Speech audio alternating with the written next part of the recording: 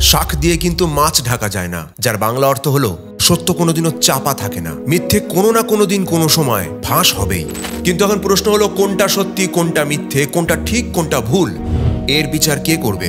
কর্ণের দৃষ্টিতে দেখলে তাকে অপমান করা হয়েছিল, আর সেই অপমানের সময় যে ব্যক্তিটি তার পাশে দাঁড়িয়েছিল তার নাম ছিল দুর্যোধন। তাই দুর্যোধনের সঙ্গ দেওয়াটাই তার ঠিক বলে মনে হয়েছিল। আবার উল্টো দিকে অর্জুনের ক্ষেত্রে তার ছেলে অভিমন্যুর মৃত্যুর কারণ দ্রৌপদীর বস্ত্রহরণের বদলা, আর যুদ্ধক্ষেত্রে ধর্মরক্ষার তাগিদে কর্ণকে তীরবিদ্ধ করে। এখানে কে ঠিক বলুন তো? বাবা তার সন্তানের ভবিষ্যৎ উজ্জ্বল করার জন্য তাকে বকা দেয়, তাকে শাসন করে, তাকে ভালো করার চেষ্টা করে। আবার উল্টো দিকে সন্তানের চোখে বকা মানে কষ্ট, অবহেলা করা, বাবা আমাকে ভালোবাসে না।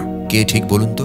হাতে একটা পয়সাও নেই, কিন্তু বিছানায় শুয়ে থাকা অসুস্থ মাকে আজকেই ওষুধটা দিতে হবে। তাই কোনো উপায় না থাকায় রাতের অন্ধকারে দোকানের শাটার তুলে ওষুধটা চুরি করা হলো। ভালো মানুষ কি খারাপ মানুষ? কিন্তু যার দোকান থেকে ওষুধটা চুরি হলো সে তো তাকে চোরই বলবে।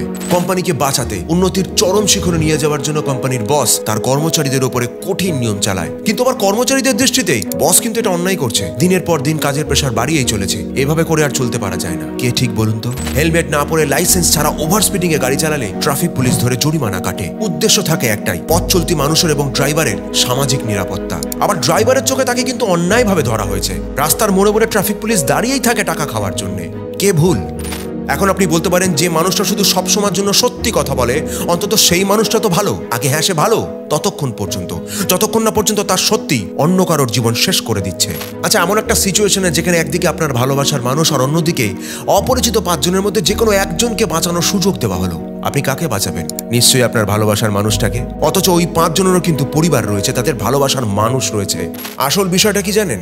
সবাই সবার দিক থেকে ঠিক হয়, ঠিক ভুল কখনো স্থির নয়। পরিস্থিতি, সময়, দৃষ্টিভঙ্গি বদলালে দেখবেন অদ্ভুতভাবে সত্যটাও বদলে গেছে। কারণ পরিস্থিতির উপরে নির্ভর করে মানুষ সিদ্ধান্ত নেয়। আর এই ঠিক ভুল, সাদা কালোর ধূসর জায়গাটার কোনো একটা কোণে লুকিয়ে থাকে আসল সত্যটা, যাকে ভারসাম্য দেয় একজন, কখনো নরমবাসীর সুরে তো কখনো কঠিন যুদ্ধের রথে। আরে তিনি তো শিখিয়েছেন সিদ্ধান্ত আবেগে নয় ধর্মে নিতে হয়।